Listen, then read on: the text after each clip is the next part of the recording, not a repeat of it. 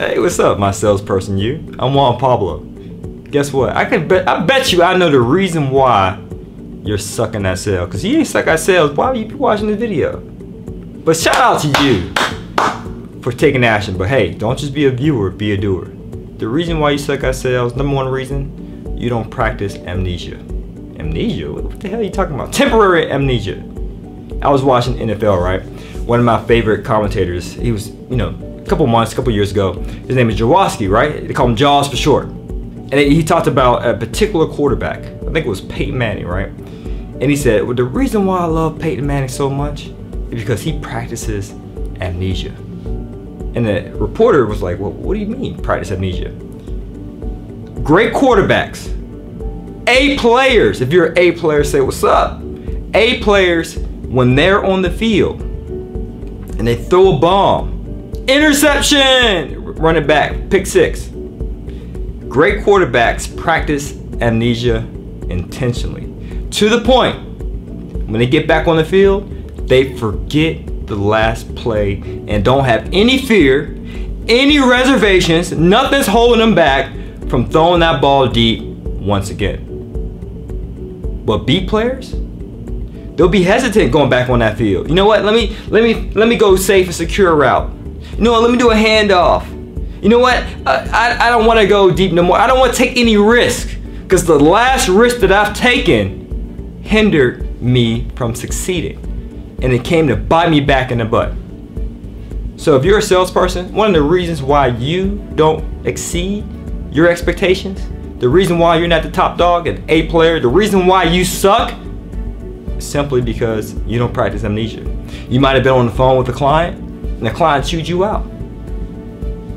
You know what? Maybe I shouldn't say that next time with another client. Or you might be on the phone with a client, with a customer, and you happen to say the wrong thing. Or you might quote the wrong price and your manager gets on your head and say, man, that's a $10,000 product. Why the hell you sell it for $1,000? And you say, you know what? Maybe I shouldn't sell this product anymore. But what you have to do, my friend, is take that criticism, improve yourself, but then forget about the mistake you made. Keep it moving. A players, they bounce back. Their bounce back game is so much impressive. To the point, they're willing to go deep and take the necessary risk to win the reward on the next play. And that's what you have to do for the next call. So another reason why you suck at sales is simply because you brought the car back at the same gas level where you found it. Like, what the hell are you talking about, bro? Why are you talking all these analogies? I love analogies, but it proves my point. When I started driving a vehicle as a teenager, I used to try to borrow my mother's car. The tank would be on half a tank. I bring it back on a half a tank. And she would look at me like, what's your problem? I'm like, huh? What do you mean? Why'd you bring my car back on a half a tank? Because you gave it to me on a half a tank. What's wrong with that? You're supposed to bring my car back on full. If you ask to borrow my car, my whip, well, she didn't say my whip, but you know what I'm saying. If you ask to borrow my car, you better bring it back on a full tank. And that lesson always stuck with me throughout life. Whatever I put my name on, whatever I put my hands on, I need to bring it back better than how I found it. So if I'm a sales rep and I realize that the average sales rep at this company does 12 calls a day, gets about $12,000 of revenue, I would try to exceed it. I want the sales position to be better than how I got it. I want to exceed the expectations. Sure, everyone else might be at a half a tank. I want to be on a full tank. Sure, everyone else might be 12 calls, $12,000 a day. No, I'm gonna see if I can push the envelope and do 13 calls, 15 calls, 20 calls, 12,000, 15,000, 20,000 in a day. And that's pride, my friend. You should always have a high level of pride for yourself. Whatever your name is on, whatever your hand touches shall prosper. And if you're touching the sales position and you're not prospering, it's because you have low expectations. You're even worse than bringing it back at half a tank. You might be that person who borrows the car and bring it back on E at a quarter tank of gas. Who the hell want to lend you the car next time? Nobody.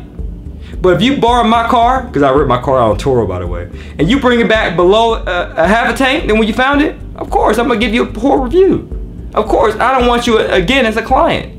But if you bring it back and you washed it too, you bring it back and you give it to a 3/4 of a tank or a full tank, I give you positive reviews. Of course, I'll lend it to you anytime you want it. Treat sales the same way. Exceed those expectations. Leave the position better than how you found it. The reason why you suck at sales is because you hold the horses. Whoa, hold your horses, sales rep. I know you're new, but hey, me being the manager, you need to slow down. I get it, you're wheeling and dealing. You have that fast talk, you got the natural act for sales, you got that gift of gab, but you don't know this product too well. Don't sell it. You know what, this product is not built out all the way. We don't have all the specifics. All the SOPs, the standard operating procedures aren't outlined with specificity. So don't sell it. No, don't say that to that client. Oh, the client wants this according to your phone call? No. Don't say we offer that. You're too passive. And I had to have a talk like that with one of our sales reps. I had a one-on-one with him. And he said, hey Juan, you know, I'm getting some feedback around the office, and I give him a round of applause because he has the makings of being a great salesperson, because he's asking people who've done sales for advice of how he can improve. So that's the first step, awareness, and then second step, take action, do something about it. So he approached me in my office and he said, hey Juan, you know, do you have any tips, any suggestions how I can improve? I said, sure, I do. I said, you got to stop being passive. You got to be assertive. You got to be aggressive. And he says, well, what do you mean? I said, why aren't you selling this real estate acquisition program that we have? Because we cater to real estate investors, right? We help them find deals, find money and find deals. And he said, well, because it's not fully built out, and the sales manager said I have to wait. I said, man, are you serious? So you're willing to wait for this thing to be built out and not sell it now, even though you see your manager selling it? Yeah, I mean, I have to respect his authority. So let me ask you this again. You're willing to leave your money to the hands of another man. You're willing to have this other man, the sales manager, prevent you from making more money. Do you really want to be in that situation? He's selling a product, the product is available, sure it's not 100% built out, but he's making money off of it. And I said, let me ask you this. You would rather make a 30-minute call and you're continuing to sell a lower tier product than this higher tier product. So you're telling me you would rather make a $30 commission in 30 minutes or a $300 commission in 30 minutes? Which one sounds better to you? He said, well, of course the 300. So stop being passive then. Bro, you're in sales. You should be money motivated. You can't be passive and money motivated in the same sentence, in the same breath. They're at opposite ends of the spectrum. If you're money motivated, be the aggressor. Tell the manager, hey, well, what can I do to start selling this? Oh, I need to read 5 books? Done. Read it. Oh, I need to perfect the product I'm currently selling before I go into the next product, the higher tier product? Cool, done. Did it. You know what? Hey, manager, I know you said don't sell it, but I got this hot lead on the line right now. You know what? Can you help me with this? Can I give you the alley-oop? You dunk it in and we could do a commission split of some sort? Be the aggressor. Don't take no for an answer. That's one of my favorite things about no's, right? That's one of my favorite quotes, and I suggest you write this down, or you should write this down. A no is just a yes in a waiting room. That's it. If someone tells you no, okay. Sooner or later, that's gonna turn into a yes. But I'm gonna do whatever I can that's possible to stop being passive and aggressively get the sale. So another reason why you suck at sales is because you only play ball when you're on the court. Have you noticed when you play basketball or any other sport, you just do a pickup game, let's say on Sundays, you might do fairly well, you score a couple buckets, you know, you do a little juke move, you break a few ankles. But you see that one person that sucks, then they come back the next Sunday to have it better, the shots improve. Sunday after next, they come back again, jumping higher, having more energy, more stamina, and you're tired. They come back again and they're dogging you out. Why is that? Well, obviously, the answer is apparent. They're working even as equally hard, even harder off the court than they are on the court. So if you only practice sales while you're in the constraints of the 9 to 5, if you only do sales calls while you're on the sales floor, please believe you're not going to exceed those expectations. You're going to continue to suck. Sure, the company, sure, your manager might do whatever they can to kind of show you how they do sales within that company.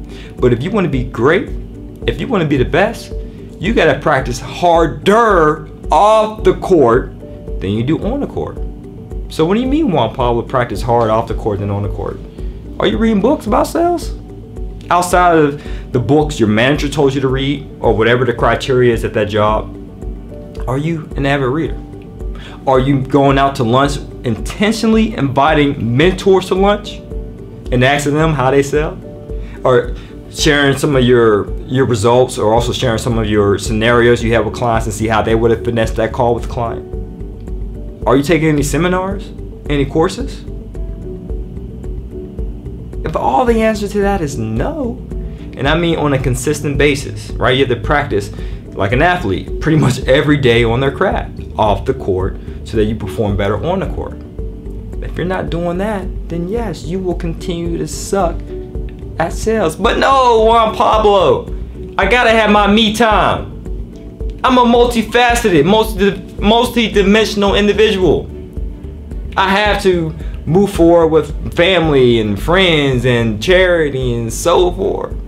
So the only thing you're telling me is sales is not your number one priority. You're not money motivated.